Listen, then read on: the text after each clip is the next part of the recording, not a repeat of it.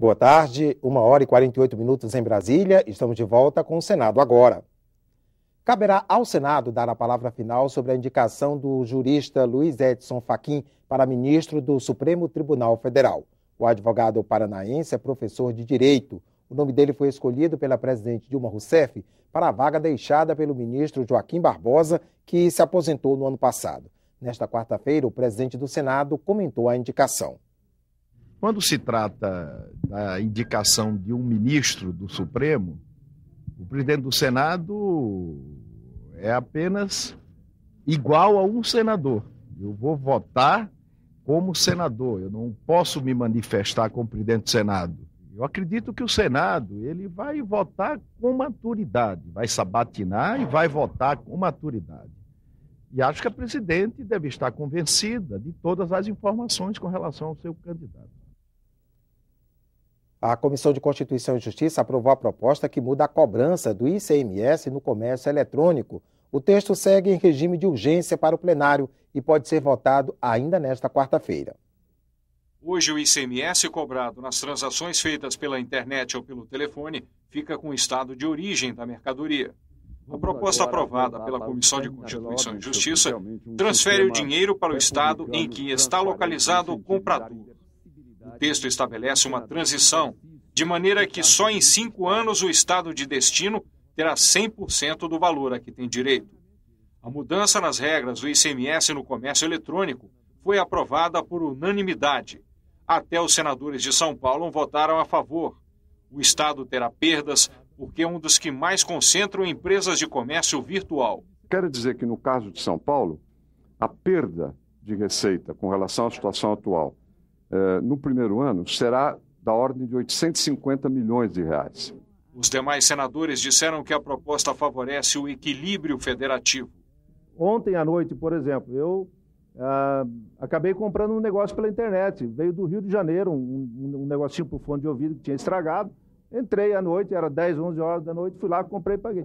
Quer dizer, o Rio de Janeiro vai faturar e o nosso Distrito Federal, já que eu estou aqui, nada tem a receber disso. E hoje é um mercado que já atua com mais de 35 bilhões de reais por ano e que os estados mais ricos do Brasil ficam com esses recursos na sua totalidade da cobrança que é feita pelo imposto e não faz a partilha com os demais estados brasileiros, como acontece nas compras naturais, nas compras normais.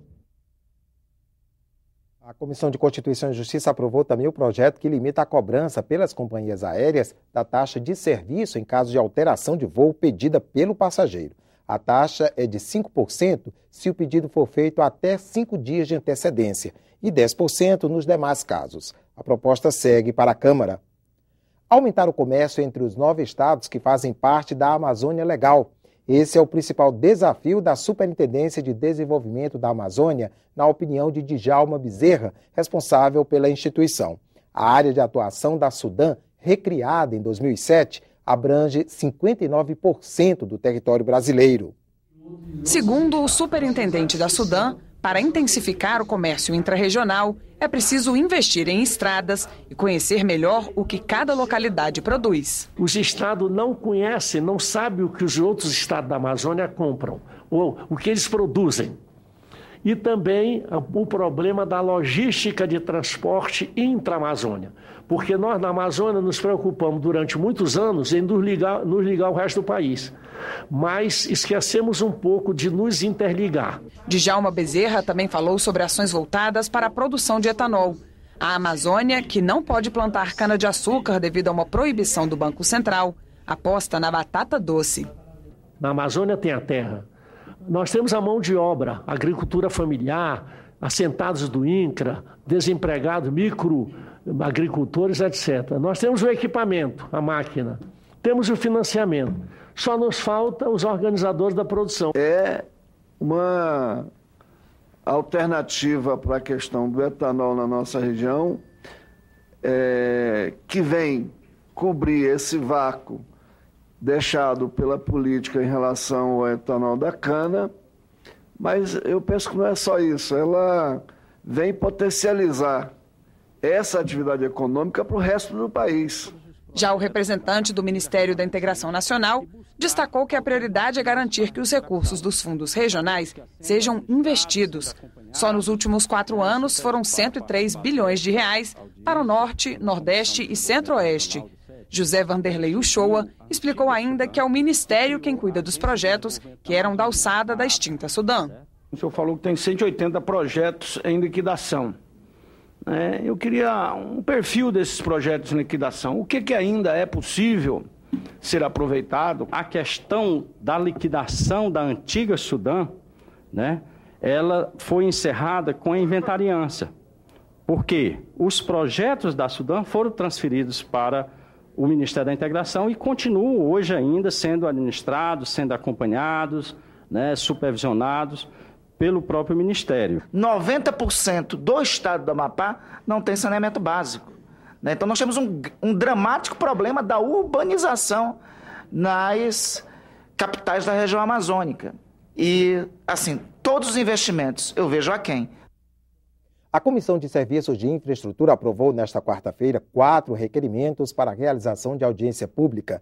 O ministro das Comunicações, Ricardo Berzoini, vai falar sobre o programa Banda Larga para Todos. O ministro dos Portos, Edinho Araújo, vai participar da discussão sobre o programa de concessão de portos. E o ministro da Aviação Civil, Eliseu Padilha, vai debater com os senadores a administração aeroportuária do país.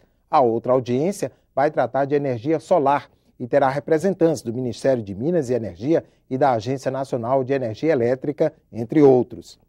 Já o projeto que garante incentivos à autoprodução de energia elétrica a partir da energia hidráulica, solar, eólica e biomassa teve vista concedida e deverá ser votado em 2 semanas.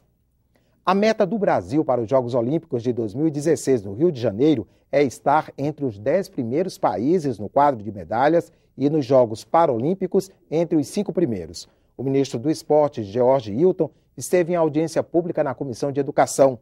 Falou sobre o legado das Olimpíadas e adiantou os projetos de lei em elaboração no Ministério. Para promover a prática de esportes no país, o governo deve enviar ao Congresso Nacional ainda este ano o projeto que cria o Sistema Nacional de Esporte e pretende prorrogar a vigência da lei de incentivo ao esporte. O ministro defendeu também a aprovação da MP do futebol. A comissão mista que vai analisar a MP deve ser instalada hoje à tarde.